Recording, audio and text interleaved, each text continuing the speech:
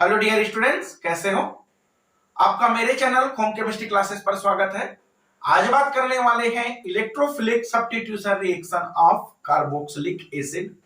हम लोग इस पर जो कार्बोक्सिलिक एसिड की बात कर रहे हैं उस पर हम लोग जो कि रिंग वाले कार्बोक्सिलिक एसिड यानी कि बेंजोइक एसिड के बारे में बात करने वाले हैं। आखिर जो बेंजोइक एसिड है वह इलेक्ट्रोफिलिक सब्स्टिट्यूशन रिएक्शन किस तरह से देता है और जो बेंजोइक एसिड है वह इलेक्ट्रोफिलिक सब्स्टिट्यूशन रिएक्शन आखिर कौन से रेडिकल्स पर नहीं देता है। तो यह जो कि बहुत ही इंपॉर्टेंट टॉपिक है जो कि नीट और जी में बहुत ही क्वेश्चन पूछे जाते हैं। तो चलिए वीडियो को स्टार्ट करते हैं। सबसे पहले अगर बात कर ले जो कि रिंग वाला कार्बोक्सिलिक एसिड थे, तो इस तरह से जो रिंग वाला कार्बोक्सिलिक एसिड है, इस तरह से जो बेंजोइक एसिड है वह जो कि रिंग वाला कार्बोक्सिलिक एसिड है, जिसे इस तरह से बेंजीन रिंग लिख दे और इस कार्बन के साथ में डबल बॉन्ड ऑक्सीजन और उसी कार्बन के साथ OH इस तरह से लिखा गया है। अगर इस कार्बोक्सिलिक एसिड की अगर इलेक्ट्रोफिलिक सब्स्टिट्यूशन रिएक्शन समझने के लिए सबसे पहले आखिर देख ले अगर कि कोई इलेक्ट्रोफाइल अगर इस पर जुड़ता है तो आखिर इस जो बेंजोइक एसिड है उस पर आखिर जो इलेक्ट्रोफाइल है वह कौन से पोजीशन पर जुड़ेगा। अगर बात कर ले इस बेंजोइक एसिड में तो देखिए क्या है, हम बोले बेंजोइक एसिड। बेंजोइक एसिड, अब देखिए इस बेंजोइक एसिड को देखा जाए तो इस पर क्या है, एक बेंजीन रिंग है, एक फर्स्ट नंबर पर है इस पर बेंजीन रिंग, और इस बेंजीन रिंग पर अगर देखा जाए तो इस बेंजीन रिंग पर जो कि प्लस R इफेक्ट या फिर प्लस M इफेक्ट लगता है। और अगर बात कर ले इस बेंजीन रिंग पर जुड़ा हुआ है इस तरह से बेंजोइक ग्रुप जुड़ा हुआ है या फिर एसिड ग्रुप जुड़ा हुआ है। अब इस बेंजोइक ग्रुप में जो कि यह है माइनस R इफेक्ट या फिर माइनस M इफेक्ट देता है। देखिए ऐसा नहीं कि जो बेंजोइक एसिड है वही बस ही है जो प्लस या माइनस M इफेक्ट देता है, इसके अलावा भी देता है इस तरह से जो कंपाउंड है जो कि या फिर R ग्रुप है, ये सब चीजें जो कि यहाँ पास माइनस R इफेक्ट देता है। लेकिन हम लोग किसकी बात कर रहे हैं यहाँ पास, जो बेंजोइक एसिड है उसकी। अगर इस बेंजोइक एसिड की अगर माइनस R इफेक्ट देगा तब हो क्या रहा है, अगर इनकी रेजोनेंस स्ट्रक्चर की बातें कर ले तो इनकी रेजोनेंस स्ट्रक्चर इस तरह से देने वाला है। रेजोनेंस स्ट्रक्चर क्या देगा, सबसे पहले तो अगर बेंजोइक एसिड को लिख दे तो इस तरह से जो कंपाउंड है उसको लिख दिए गए हैं, यहाँ पास डबल बॉन्ड के साथ पर इस तरह से कार्बन है, यहाँ पास OH और इस कार्बन के साथ ऑक्सीजन जो कि डबल बॉन्ड में जुड़ा हुआ है। अब इस कंपाउंड में अगर देखा जाए तो रिएक्टिविटी पोजीशन कौन सा है, अगर बेंजीन रिंग के बारे में बात करें तो बेंजीन रिंग पर है क्या, सबसे पहले तो बेंजीन रिंग पर यहाँ पास पाई इलेक्ट्रॉन है यानी कि पाई बॉन्ड है।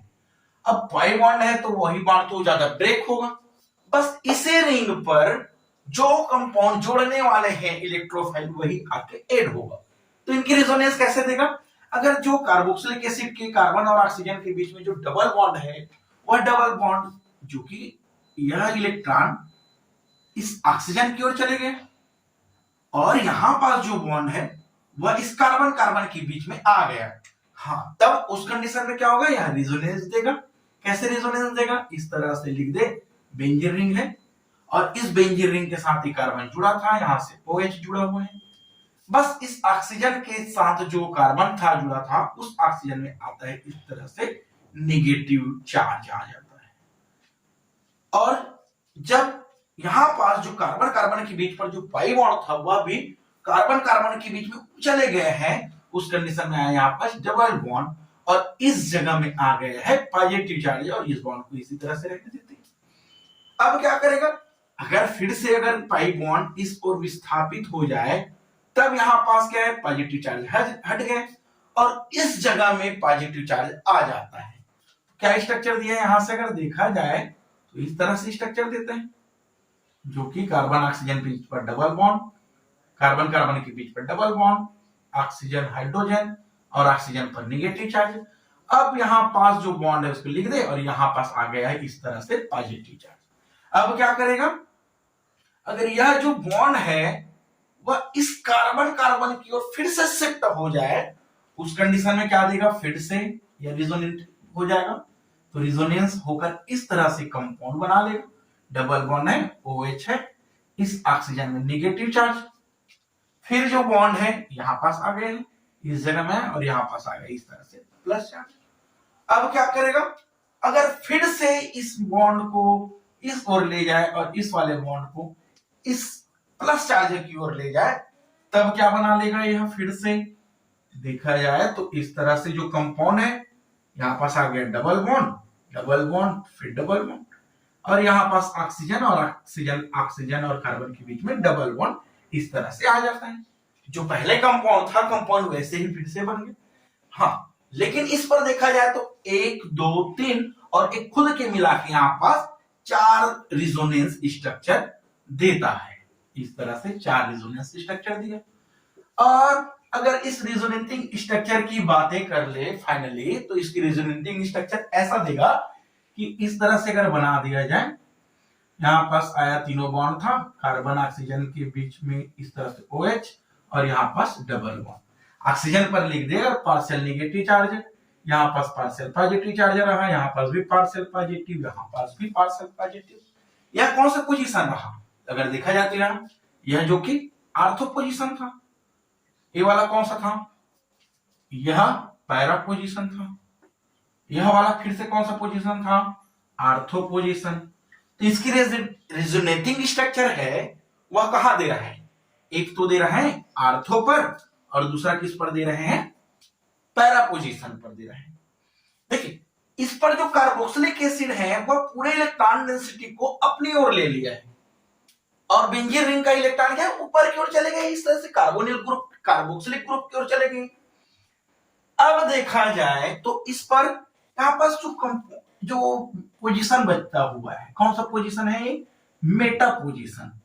क्या इस मेटा पोजीशन पर इलेक्ट्रॉन कमी है या ज्यादा है। देखिए इस जगह से इस जगह से और इस जगह से इलेक्ट्रॉन इस तरह से कार्बोक्सिलिक ओर गया था, लेकिन इस बेंजीन में अभी भी मेटा पोजीशन पर इलेक्ट्रॉन डेंसिटी है। मतलब यह कहा जा सकता है कि जो कार्बोक्सिलिक एसिड या फिर जो बेंजोइक एसिड है, इसके यहां पास जो मेटा पोजीशन है, उस मेटा पोजीशन पर इलेक्ट्रॉन डेंसिटी जो कि अधिक है। इलेक्ट्रॉन डेंसिटी क्या है, यहां पास हाई है। अब बस इलेक्ट्रॉन डेंसिटी मेटा पोजीशन पर हाई है, इसीलिए जो रिएक्शन है वह यहां पास मेटा डायरेक्शनल होगा, मेटा डायरेक्शनल जो कि रिएक्शन देगा। अब बात करते हैं इस पर कोई इलेक्ट्रोफिलिक सब्स्टिट्यूशन रिएक्शन की। एग्जांपल इस तरह से देख ले, सबसे पहले तो अगर यहां पास ले लिया जाए कोई बेंजोइक एसिड, ये लो बेंजोइक एसिड, और अगर इस बेंजोइक एसिड का यहां पास नाइट्रेशन करा दिया जाए, इस तरह से नाइट्रेशन करा देते हैं। अब नाइट्रेशन कराने के लिए हम लोग क्या करते हैं, एक तो यहां पास कॉन्सेंट्रेट सल्फ्यूरिक एसिड ले लेते हैं और वैसे ही जो कि कॉन्सेंट्रेट नाइट्रिक एसिड ले ले, तब यह कंपाउंड क्या देगा यहां से, जो कि NO2 प्लस आयन देने वाला है। अब NO2 जो प्लस आयन है इस तरह से वह कहा जाएगा, देखो NO2 क्या है यहां पास, जो प्लस आयन बन गया है वह इलेक्ट्रोफाइल है। अब इलेक्ट्रोफाइल है तो इस पर इलेक्ट्रॉन की कमी है। अब इलेक्ट्रॉन की कमी है तो किस पर जाएगा, जो जुड़ने वाला है वह, या फिर जो सब्स्टिट्यूट होगा वह कहां पर जाएगा, सीधी सी बात है यहाँ पास मेटा पोजीशन पर, क्योंकि मेटा पोजीशन पर क्या है यहाँ पास इलेक्ट्रॉन डेंसिटी हाई है, और यहाँ पास जो इलेक्ट्रोफाइल है उस पर क्या था, इलेक्ट्रॉन डेंसिटी कम था। तो यह नाइट्रो ग्रुप जो है या नाइट्रोसियम आयंस है वह मेटा पोजीशन पर चले जाएगा, और जो कंपाउंड है इस तरह से यहां पर लिखते कार्बोक्सिलिक एसिड, और इस पर जो कि NO2 ऐड हो जाता है। तब इस रिएक्शन को जो कि नाइट्रेशन कहा जाता है, इस तरह से नाइट्रेशन। तो यहां पास क्या बोल रहे हैं हम लोग, जो बेंजोइक एसिड है वह अगर रिंग सब्स्टिट्यूट देता है तो किस पर जुड़ने वाला है, जो इलेक्ट्रोफाइल है वह सिर्फ और सिर्फ जो कि मेटा डायरेक्शन पोजीशन पर। चलिए अगर नाइट्रेशन की बातें हैं, वैसी अगर बात किया जाए यहाँ पर सल्फोनाइजेशन की, इस तरह से सल्फोनाइजेशन देखिए, यहां पास है कार्बोक्सिलिक एसिड। अब इस पर हम लोग क्या करने वाले हैं, सल्फोनाइजेशन। सल्फोनाइजेशन कैसे करते हैं, H2SO4 से, तब यहां पास SO3 हाइड्रोजन और यहां पास जो प्लस आयन है वह फिर से मेटा पोजीशन पर ऐड हो जाएगा। यहां पास मेटा पोजीशन इस तरह से, तब कंपाउंड यहां पास इस तरह से दे देगा। यहां पास लिख दिया जाए कार्बोक्सिलिक एसिड, यहां पास SO3, यहां पास हाइड्रोजन। ये भी कौन से पोजीशन पर रहा है, मेटा पोजीशन।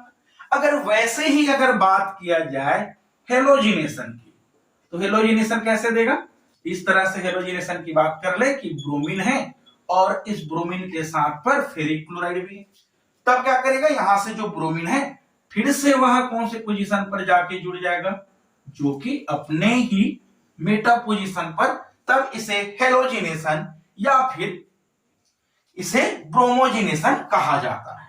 देखिए ये तो रही यहां पास इसकी टोटल अगर बात किए हम लोग, तो यह जो कि है रिएक्शन इलेक्ट्रोफिलिक सब्स्टिट्यूशन रिएक्शन है। फर्स्ट नंबर क्या बोले हैं, नाइट्रेशन, सेकेंड नंबर पर क्या बोले हैं, सल्फोनाइजेशन, थर्ड नंबर की यहां पास लिख दे तो इसे जो कि हम लोग क्या बोले हैं, हेलोजिनेशन या ब्रोमोजिनेशन कह दिए थे। अब अगर बात करें यहां पास एक और रिएक्शन जिसे फ्रीडल क्राफ्ट रिएक्शन कहा जाता है। देखिए फ्रीडल क्राफ्ट इस तरह से होता है ना, जो फ्रीडल क्राफ्ट रिएक्शन, देखिए फ्रीडल क्राफ्ट रिएक्शन भी दो तरह से होता है। एक क्या होता है, एल्काइलेशन, एक और होता है जिसे एसिलेशन कहा जाता है। लिख देते हैं यहां पास एसिलेशन। देखिए एल्काइलेशन की सीधी सी फंडा है यहां पास, अगर इस तरह से CH3Cl है और वह जो कंपाउंड है वह एल्यूमिनियम ट्राइक्लोराइड जो कैटलिस्ट है उसके उपस्थिति में रिएक्शन होने वाला रहता है। और अगर इसी फ्रीडल क्राफ्ट चाहे एल्किलेशन या एसिलेशन की बात कर ले, जो कि electrophilic substitution reaction of benzoic acid की, तो इस तरह से लिख दिया जाए यह जो कि बेंजोइक एसिड है। और अगर इस बेंजोइक एसिड का रिएक्शन यहां पास CH3Cl और कैटलिस्ट एल्यूमिनियम ट्राइक्लोराइड, यह क्या है यहां पास फ्रीडल क्राफ्ट रिएजेंट है। अब इस फ्रीडल क्राफ्ट रिएजेंट के साथ अगर रिएक्शन कराएंगे तो भाई यहां रिएक्शन नहीं देता है, यहां पास नो रिएक्शन है। देखिए यह बहुत ही इंपॉर्टेंट टॉपिक है, एग्जांपल आता ही है, आखिर जो बेंजोइक एसिड है वह फ्रीडल क्राफ्ट रिएक्शन क्यों नहीं देता है। तो देखिए फ्रीडल क्राफ्ट में सबसे पहले चीज तो यहां पास ये कंपाउंड है वह CH3 प्लस आयन और यहां से एल्यूमिनियम जो टेट्राक्लोराइड माइनस आयन, इस तरह से कंपाउंड है। यह क्या है, इलेक्ट्रोफाइल। अब हम लोग इस रिएक्शन में क्या बोले थे, इलेक्ट्रोफाइल किस पर जुड़ेगा, बेंजीन रिंग पर। लेकिन इस पर क्या होता है, जब बेंजीन रिंग पर जो इलेक्ट्रोफाइल है वह जब जुड़ने जाता है तब यहां पास है एल्यूमिनियम क्लोराइड। यह एल्यूमिनियम क्लोराइड जो कि लुईस एसिड होता है। अब लुईस एसिड होने की वजह से जो एल्यूमिनियम क्लोराइड है, देखिए यहां पास एल्यूमिनियम क्लोराइड, वह लुईस एसिड होने की वजह से उनका रिएक्शन डायरेक्ट कार्बोक्सिलिक एसिड पर हो जाता है, न कि बेंजीन पर। और यही कारण है कि जो फ्रीडल क्राफ्ट रिएक्शन है या फ्रीडल क्राफ्ट रिएजेंट है वह बेंजोइक एसिड के साथ में कोई रिएक्शन नहीं देता है। अगर दूसरे नंबर की अगर बात किया जाए और आखिर क्यों नहीं देता है, तो देखो जब इस फ्रीडल क्राफ्ट रिएजेंट को बेंजोइक एसिड में जब डाला गया तब यह थ्योरिकल नहीं, यह जो कि प्रैक्टिकल बेस पर था। जब इसे रिएक्शन किया तब यह रिएक्शन नहीं दिया। तीसरा नंबर रीजन कि यहां पर जो CH3 प्लस आयन है वह जो कि वीक इलेक्ट्रोफाइल है, इसलिए यह बेंजीन में अटैक नहीं कर पाता है। फोर्थ नंबर रीजन यह भी है कि यहां पर जो बेंजोइक एसिड है इस पर क्या है, इलेक्ट्रॉन डेंसिटी जो कि कार्बोक्सिलिक एसिड की ओर जाता है। और इस पर जो कंपाउंड है इस तरह से, चाहे यहां पास इस तरह से CH3Cl या एल्यूमिनियम क्लोराइड है, जब उनके साथ रिएक्शन कराए तब जो एल्यूमिनियम क्लोराइड है इस बेंजीन पर नहीं आने के बजाय कार्बोक्सिलिक एसिड पर डायरेक्ट रिएक्शन कर देता है। यही रीजन है कि जो फ्रीडल क्राफ्ट रिएक्शन जो कि बेंजोइक एसिड पर नहीं देता है। यह क्वेश्चन बहुत ही तरह से क्वेश्चन किया जाता है कि आखिर जो क्या कारण है कि फ्रीडल क्राफ्ट जो रिएक्शन है वह बेंजोइक अम्ल में नहीं देता है, या फिर ऐसा कौन सा रिएक्शन है जो कि बेंजोइक एसिड पर नहीं देता है। तो यहां पर याद रखेंगे एल्काइलेशन और एसिलेशन जो कि फ्रीडल क्राफ्ट है वह रिएक्शन बेंजोइक एसिड पर नहीं देता है। फर्स्ट नंबर रीजन कि जो एल्यूमिनियम क्लोराइड है लुईस एसिड होता है तो डायरेक्ट वह बेंजोइक एसिड पर अटैक करता है। सेकेंड नंबर रीजन यह है कि यहां पर जो CH3 प्लस आयन है वह वीक इलेक्ट्रोफाइल होता है, इसलिए वह इस कार्बोक्सिलिक एसिड के बेंजीन पर अटैक अच्छे से नहीं कर पाता है। थर्ड नंबर रिएक्शन यहां पर रीजन यह भी दिया जा सकता है कि जो फ्रीडल क्राफ्ट रिएजेंट है वह जो कि प्रैक्टिकल करने के बाद देखने के बाद एनालिसिस जब हुआ तब वह रिएक्शन नहीं देता है। यही कारण है, तीन कारण जो कि बेंजोइक एसिड जो फ्रीडल क्राफ्ट रिएक्शन नहीं देता है। तो यह जो कि बहुत ही इंपॉर्टेंट टॉपिक है, इसे बार बार पढ़ते रहेंगे। थैंक यू, इसे स्क्रीनशॉट ले लेंगे। Thank you.